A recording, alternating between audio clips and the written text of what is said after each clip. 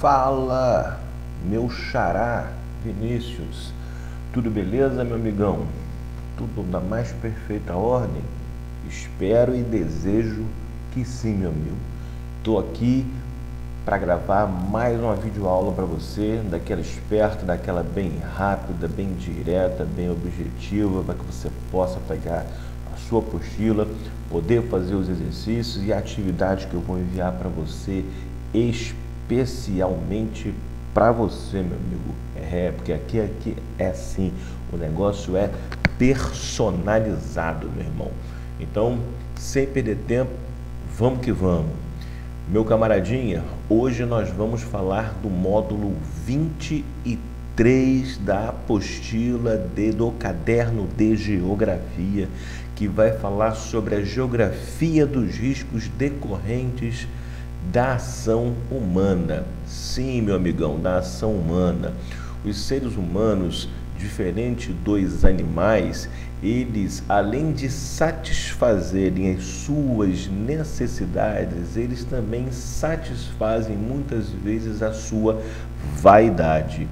E é por conta de satisfazer mais a vaidade do que a necessidade que existem riscos que nós mesmos nos colocamos expostos a esses riscos.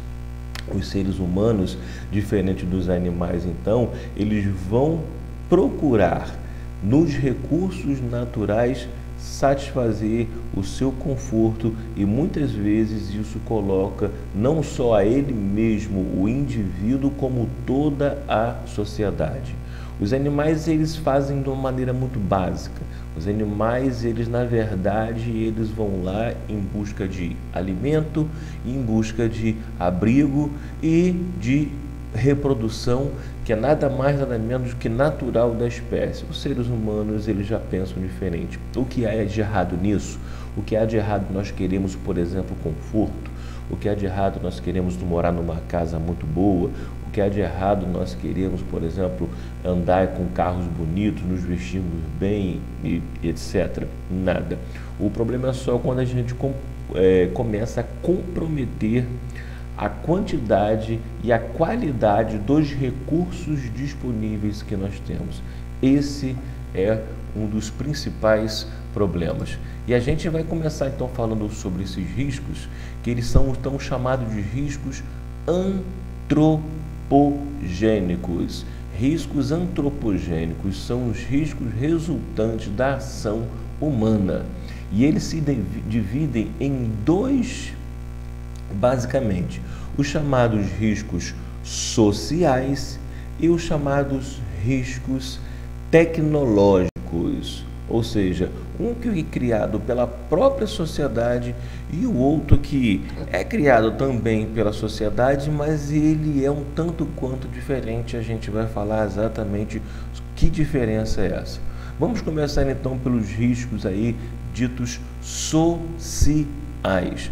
Um risco social que infelizmente hoje assola, que traz muita dificuldade para as pessoas, por exemplo, meu camarada, é a fome. Exatamente. A fome é algo extremamente complexo de se lidar. Você já lembra, por exemplo, quando você, às vezes, por algum motivo qualquer, você foge do seu horário de almoço? Então você costuma almoçar, vamos dizer que seja meio-dia, mas aconteceu alguma coisa, você precisou sair, sua mamãe também não estava em casa, e aí o almoço atrasou. É ruim, não é, meu camarada? É muito ruim, né? A gente fica mal-humorado, dá dor de cabeça. Você imagina então aquelas pessoas que passam por algum tipo de problema de insegurança alimentar. O que é insegurança alimentar, meu amigo? É aquele indivíduo que não tem condições de se manter no que se refere à alimentação. O sujeito, ele sequer sabe se ele vai comer, se vai ter algo para comer. Essa segurança, então, alimentar, ela precisa ser mantida, ela precisa ser garantida. É por isso que nas escolas públicas, por exemplo, os alunos, eles almoçam Nas escolas públicas, na hora do recreio, em vez de você, por exemplo, que come um biscoito, que toma um suco, por exemplo, eles comem lá arroz, feijão. Por quê? Porque eles sofrem dessa dita insegurança alimentar, tá? Só a fome? Não. A pobreza, as guerras, as violências, tudo isso são exemplos desses riscos chamados sociais. E os riscos ditos tecnológicos que eu já falei para você. Os riscos tecnológicos, eles estão ligados, por exemplo, a um acidente com veículo. Na medida em que eu me coloco, né, em uma estrada, uma rodovia, eu posso estar ali, eu estou ali correndo um risco, principalmente se eu não tomar os devidos cuidados, certo? Se eu, por exemplo, andar acima do limite de velocidade, por exemplo, eu posso causar um acidente. Um outro exemplo são os crimes ditos virtuais, os crimes que são cometidos na internet. É exemplo desses riscos tecnológicos. Todos esses riscos, então, eles são resultantes da ação humana, meu camarada, humana. Lembra quando eu estava falando ainda um pouquinho da fome?